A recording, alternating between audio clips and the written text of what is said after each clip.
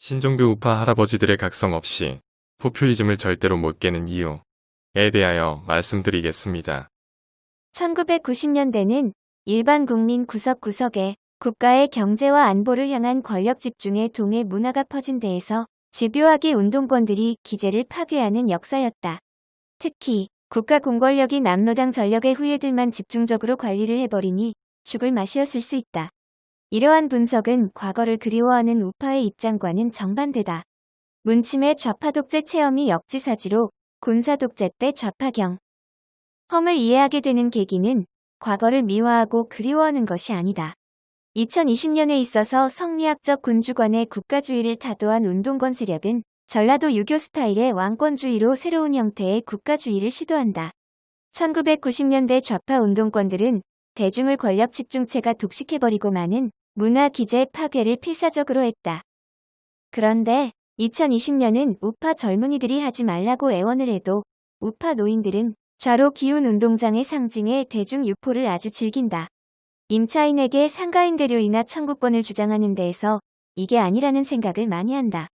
그러나 공병호 박사 유튜브를 봐도 솔루션과 대책이 없다.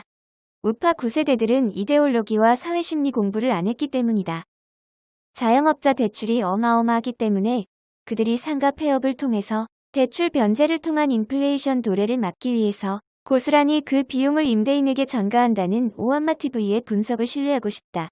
김무성이 원불교, 박지원도 원불교, 김종인도 원불교, 백낙청도 원불교, 홍석현도 원불교, 사회의 주류 지배계층이 모두 밀란신앙이다. 밀란신앙은 농업사회 기반이다. 북한산에서 운지한 박원숭이 말년에 입에 물고 다니는 용어가 있다면 마을이었다. 전 세계 어느 농업사회나 똑같은데 시족장의 권력을 집중하고 거기에 따른 연대의식을 보이는 경우다. 이 시스템으로 사회를 만든 게 조국 윤미향 추미애의 기원이다. 사대부 시스템은 사대부를 규율할 객관적 법을 허락 안 한다. 공직수사처 문제도 그렇고 검찰개혁도 그렇고 모조리 호남 향후회를 얻고 19세기 조선 후기 노론 독재의 사대부 행각을 고스란히 반복하고 있다. 이재명 경기지사의 공정은 표현이 살짝 바뀐 의리일 뿐이다. 우리 편이면 공정하고 아니면 불공정하다는 원색적 농민주의다.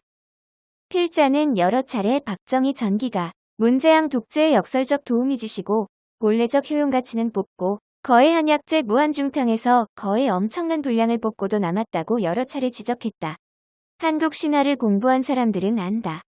영웅 이야기로 한국 신화가 여러 종류가 있다.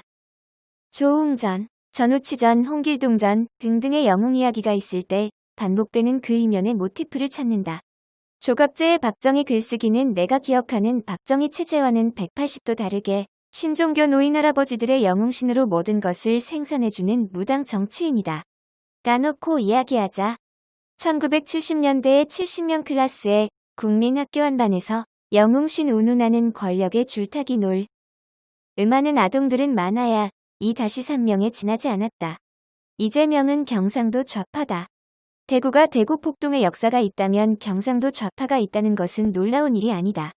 그러나 조갑재 기자가 박정희 의도와는 정반대로 정세현, 임마달의 여야 한 통 속의 설기로 추정되는 공학에 맞춰서 이야기한다. 박정희의 추진력이 이재명의 추진력으로 대구 경북 지역에서 바꿔 써질 가능성. 이 대단히 높다고 본다. 원래의 시장 경제는 이처럼 농민 신앙 코드로 돌아가는 것이 아니다. 이렇게 농민 신앙 끼우면 농민의 대변자로서 귀족이 갑이 되는 관료주의로 변질된다. 이미 문침의 정권에서 세금 폭탄 정권의 폭주를 유발하는 관료주의로 나타나고 있다.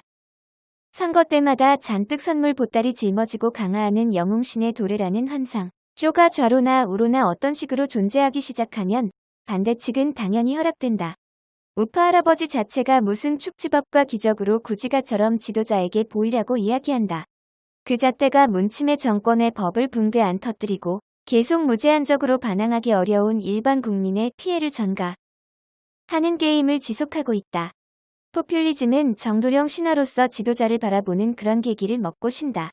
그런 계기의 이데올로기적 작동으로 먹고 산다. 대중들의 그런 열망을 줄세우고 그 열망에 도취된 국민을 호구 삼아서 세금 따먹게 하는 먹물간의 경쟁으로 작동한다.